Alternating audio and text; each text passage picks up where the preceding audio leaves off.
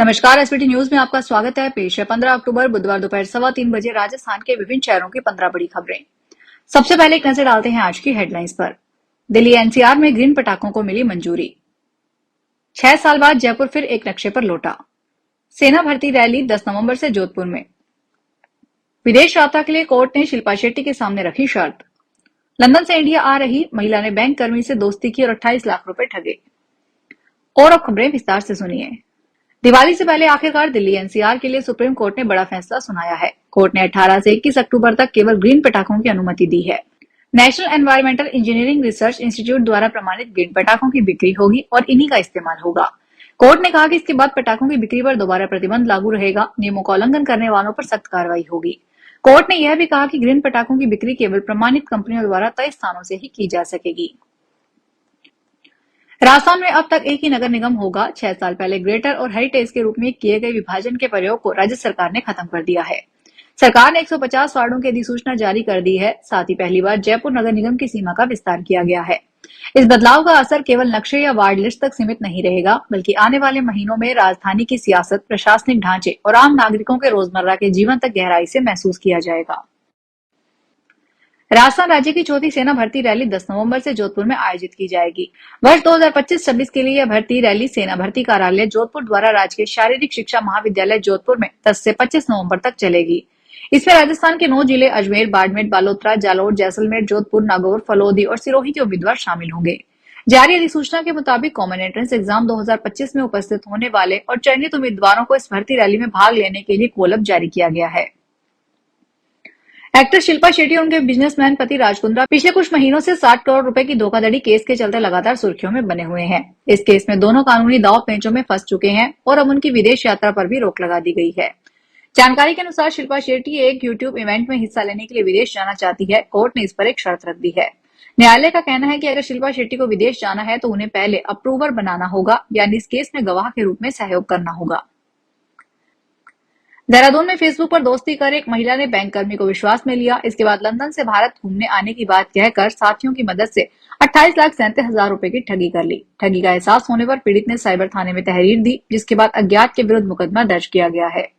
Police को दी तहरीर में क्लेनमेंट डाउन निवासी सुरेश चंद्र ने बताया कि वह सेंट्रल बैंक में कार्यरत है। फेसबुक के माध्यम से लंदन में रहने वाली मारिया विलियम्स नाम की महिला से उनकी कुछ समय पहले दोस्ती हुई।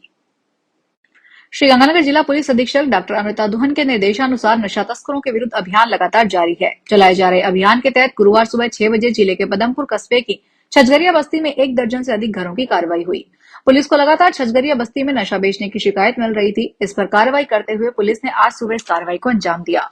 पुलिस अधीक्षक के निर्देशानुसार श्रीगणपुर के वृत्ताधिकारी संजीव चौहान, पुलिस उप अधीक्षक के नेतृत्व में थानाधिकारी रामेश्वर बिश्नोई और नगर पालिका के अधिशासी अधिकारी देवेंद्र कौशिक की देखरेख में पुलिस कार्रवाई की जा रही है। सीकर जिले के दातारामगढ़ थाना पुलिस ने 1 साल से फरार चल रही लुटेरी दुल्हन काजल को गिरफ्तार करने में बड़ी सफलता हासिल की है। यह वही काजल है जिसने अपनी बहन कुंतल के साथ मिलकर शादी के महज 1 दिन के बाद ही ससुराल वालों से लाखों रुपए और कीमती गहनों के साथ फरार हो गई थी। जानकारी के अनुसार करीब 1 वर्ष पूर्व ताराचंद निवासी खाचरियावास ने पुलिस में रिपोर्ट दर्ज करवाई थी। रिपोर्ट में बताया गया था कि उसने अपने दोनों बेटों की शादी काजल और कुंतल नाम की 2 बहनों से करवाई थी। बिहार के छपरा सिवान राष्ट्रीय राजमार्ग पर बुधवार की सुबह एक बड़ा हादसा हो गया। रसूलपुर थाना क्षेत्र के पांडे छपरा गांव के समीप सीआईएसएफ जवानों से भरी एक बस और ट्रक की आमने सामने जोरदार टक्कर से 2 दर्जन से अधिक जवान घायल हो गए। हादसा सुबह करीब 3 बजे हुआ, जब अंधेरे और धुंध के बीच दोनों वाहन तेज गति से एक दूसरे के सामने आ गए।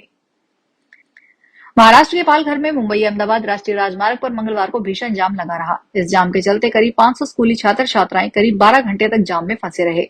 बुधवार को अधिकारियों ने बताया कि विभिन्न स्कूलों की 12 बसें, जिनमें कक्षा 5 से लेकर 10वीं तक के छात्र सवार थे, करीब 12 घंटे तक जाम में फंसे रहे। इससे बच्चे बिना भोजन पानी के घंटों तक परेशान रहे।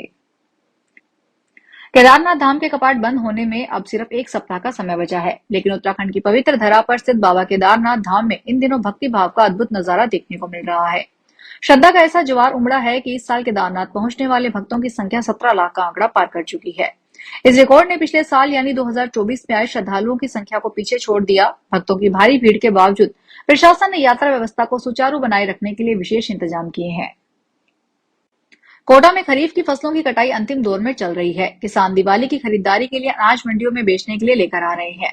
प्रदेश की सबसे बड़ी मंडियों में शुमार भामाशाह मंडी में इस सीजन में पहली बार मंगलवार को 1,10,000 कट्टे अनाज बिकने के लिए आया। इसमें 50,000 बोरी धान शामिल है, जो इस सीजन में सर्वाधिक है। भामाशाह मंडी में हाड़ौती, सवाई माधोपुर, चित्तौड़गढ़ के अलावा मध्य प्रदेश के 1 दर्जन जिलों के किसान जिन्स बेचने आते हैं। दीपावली का पर्व पास आते ही चित्तौड़गढ़ शहर में चोर एक्टिव हो गए हैं। चोर अब सामान खरीदने के लिए सोने चांदी की दुकानों से ज्यादा सुपरमार्केट को अपना निशाना बना रहे हैं। वहां से घी, तेल, काजू बादाम जैसे घरेलू सामान सहित क्रीम, डिओ, परफ्यूम, क्रीम भी चुरा ले गए हैं। इतना ही नहीं, दीपावली मनाने के लिए चोर पटाखे भी ले गए हैं। चित्तौड़गढ़ शहर के शंभू पेट्रोल पंप के पास स्थित आनंद सुपरमार्केट में चोरी की वारदात सामने आई है। यहाँ चोरों ने रोजमर्रा में काम आने वाले सामानों को लेके गए हैं। अलवर के यूआईटी में टेंडर के नाम पर बड़ा खेल हो गया। ट्रांसपोर्ट नगर में पार्किंग की बोली 25 लाख रुपए में लगी, लेकिन ठेका 15 लाख रुपए में छूटा। इस संबंध में यूआईटी के अफसरों पर चहेतों का लाभ पहुंचाने का आरोप लग रहा है। जिला कलेक्टर ने पूरे मामले की रिपोर्ट मांगी है। यूआईटी ने 4 सितंबर को टेंडर की सूचना सार्वजनिक की, जिसमें ट्रांसपोर्ट नगर पार्ट ए के 75,600 वर्ग फीट एरिया को पार्किंग के लिए देना था। अमानत राशि 3 लाख रुपए तय की गई। अजमेर के दरगाह थाना क्षेत्र में मिठाई की दुकान पर चोरी की वारदात सामने आई है। दुकान के गल्ले से 4,50,000 रुपए चोरी हो गए। पीड़ित दुकानदार ने पूर्व कर्मचारी पर चोरी करने का आरोप लगाया है। दरगाह थाना पुलिस ने मामले में मुकदमा दर्ज करके जांच शुरू कर दी है। खानपुरा निवासी तबरेज अहमद सिद्दीकी ने बताया कि दरगाह बाजार में निजाम गेट के पास दरबार स्वीट्स के नाम से उसकी मिठाई की दुकान है। उसकी दुकान पर पूर्व में जिला भीलवाड़ा का रहने वाला छोटेलाल गुर्जर नौकरी करता था। इसे दुकान के बारे में पूरी जानकारी थी। माता वैष्णो देवी श्राइन बोर्ड कटरा ने वर्ष 2025 के लिए दीपावली महापर्व से संबंधित महत्वपूर्ण तिथियों की आधिकारिक घोषणा कर दी। दरबार से लिए गए अहम निर्णय के अनुसार इस वर्ष दीपावली का पर्व 21 अक्टूबर 2025 मंगलवार को मनाया जाएगा। इस घोषणा से श्रद्धालुओं के बीच तिथियों को लेकर बनी अनिश्चितता समाप्त हो गई है। फिलहाल इस बुलेटिन में इतना ही। फिर हाजिर होंगे बड़ी खबरों के साथ। अगर आप भी अपने आसपास की छोटी बड़ी और महत्वपूर्ण खबरों से अपडेट रहना चाहते हैं तो सब्सक्राइब कीजिए हमारे चैनल एसपीटी न्यूज को और प्रेस कीजिए बेल आइकन पर।